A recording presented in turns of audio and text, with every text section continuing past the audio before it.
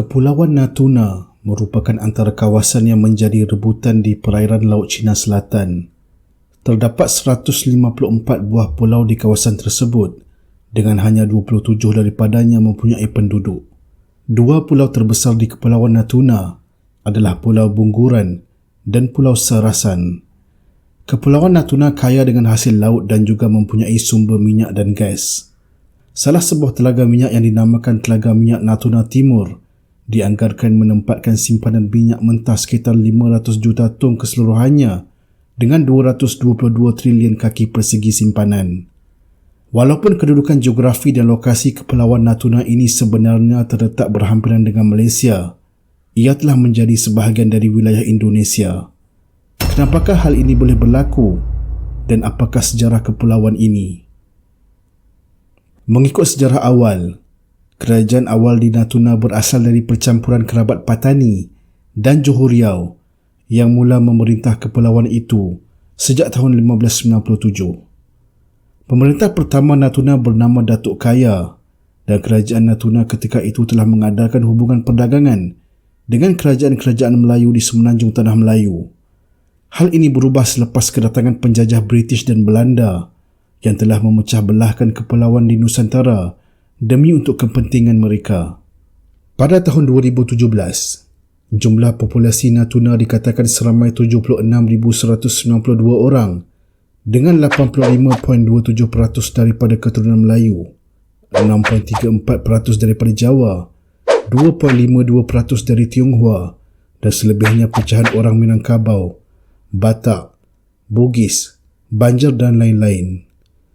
96.82% penduduk Kepulauan Natuna mengamalkan cara hidup Islam dengan hanya 2.8% beragama Kristian Katolik, Protestan dan juga Buddha. Bahasa pertuturan mereka adalah menggunakan bahasa Melayu yang sangat mirip dengan bahasa yang digunakan oleh orang Terengganu di Malaysia. Ini menunjukkan pengaruh kerajaan Patani yang sangat kuat dalam masyarakat yang menetap di sana. Namun persoalannya, mengapakah Kepulauan Natuna ini berada di bawah Indonesia? Lebih kurang 10 tahun selepas kemerdekaan Republik Indonesia, kerajaan Indonesia telah mengambil keputusan untuk membesarkan garis sempadan lautan mereka daripada jarak 3 batu nautika kepada 12 batu nautika dengan mengambil kira garis sempadan keseluruhan kepulauan negara itu. Hal ini dinyatakan secara rasmi dalam deklarasi di Juanda yang dibacakan oleh Di Juanda Kartawijaya pada 13 Disember 1957. Deklarasi itu merupakan deklarasi yang mengubah cara garis sempadan negara-negara antarabangsa dilukis ketika itu. Berdasarkan kepada garis sempadan yang baru itu, Kepulauan Natuna yang sebenarnya berada dalam kawasan geografi Malaysia turut sama diisytiharkan sebagai salah satu wilayah di bawah Indonesia. Tindakan ini telah mendapat tentangan negara-negara lain seperti dari Amerika Syarikat, Britain, Australia, New Zealand, Perancis dan juga Jepun yang telah menghantar bantahan secara rasmi. Indonesia menyatakan bahawa sebagai sebuah negara kepulauan, garis sempadan yang lebih besar diperlukan bagi membolehkan mereka melindungi negara mereka dari ancaman dan serangan luar. Tekanan antarabangsa tidak menghalang Indonesia daripada terus mempertahankan kedudukan mereka dan hasilnya, pada tahun 1982, Pertubuhan Bangsa-Bangsa Bersatu telah mengiktiraf apa yang dilakukan Indonesia dan ini membolehkan Kepulauan Natuna dinobatkan secara sah di bawah kedaulatan Indonesia.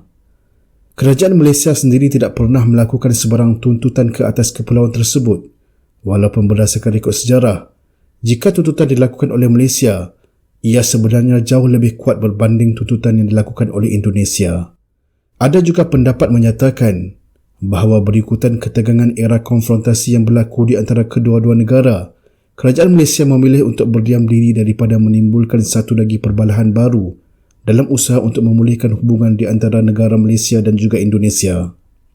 Bagi memastikan kedaulatan mereka tidak dicabar di kawasan tersebut, kebanyakan atlas dan juga peta Indonesia akan melabelkan kawasan lautan yang terletak di utara Natuna sebagai Lautan Natuna. Namun, usaha untuk mendesak Pertubuhan Bangsa-Bangsa Bersatu mengiktiraf lautan tersebut dengan nama Lautan Natuna masih belum berhasil sehingga kini. Lautan Natuna hanya wujud dalam peta orang Indonesia dan tidak bagi masyarakat negara lain. Walaupun Indonesia tidak berhadapan dengan tuntutan ke atas kepulauan tersebut dari Malaysia, kerajaan Indonesia terpaksa berhadapan dengan tuntutan beberapa negara lain seperti Vietnam dan China yang menuntut kawasan di kepulauan tersebut. Sejak tahun 1977, kerajaan Vietnam telah menzahirkan rasa tidak setuju dengan garis sempadan yang melibatkan Kepulauan Natuna kerana kedudukan bahagian utaranya yang dikatakan lebih selari dengan bahagian selatan Vietnam. Berikutan dengan ancaman daripada Vietnam, pada era 1980-an, kerajaan Indonesia telah membina markas tentera udara di Natuna dan seterusnya memindahkan beberapa ribu penduduk ke kepulauan tersebut. Pada bulan Mac 1980, kerajaan Indonesia mengarahkan lebih daripada 50,000 tentera ke Kepulauan Natuna bagi mempersiapkan diri sekiranya berlaku serangan dari pihak Vietnam. Ketegangan tersebut berjaya diredakan, namun pertelingkan tersebut berpanjangan. Pada tahun 2003, satu perjanjian telah ditandatangani di antara Indonesia dan juga Vietnam.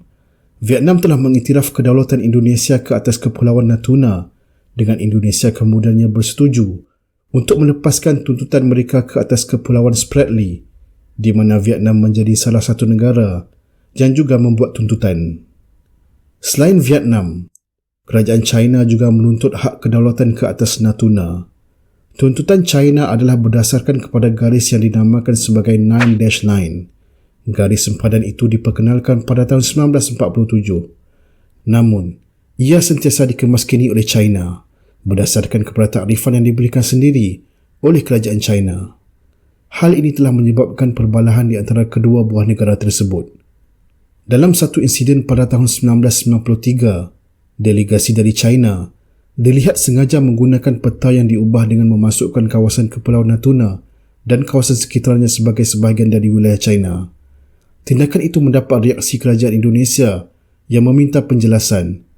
Melihat kerajaan China yang berdaulat dalih, Indonesia memilih untuk menambah bilangan pesawat penggempur di Natuna serta menambah jumlah populasi di situ.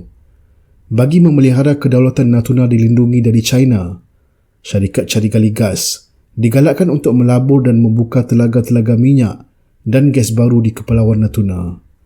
Pada tahun 1995, perbincangan bagi menamatkan krisis itu gagal dicapai dan tentera Indonesia memberikan reaksi negatif terhadap permainan politik China yang dilihat mencabar kedaulatan Indonesia.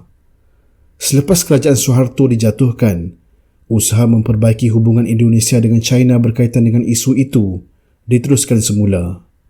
Kerjasama dan perjanjian berjaya dicapai di antara kedua-dua negara tersebut pada tahun 2005 yang meredakan ketegangan yang telah berlaku sebelum ini. Namun, tuntutan China yang dilakukan kepada Pertubuhan Bangsa-Bangsa Bersatu pada tahun 2009 ke atas beberapa kepulauan yang menjadi rebutan menunjukkan bahawa hal ini jauh dari selesai.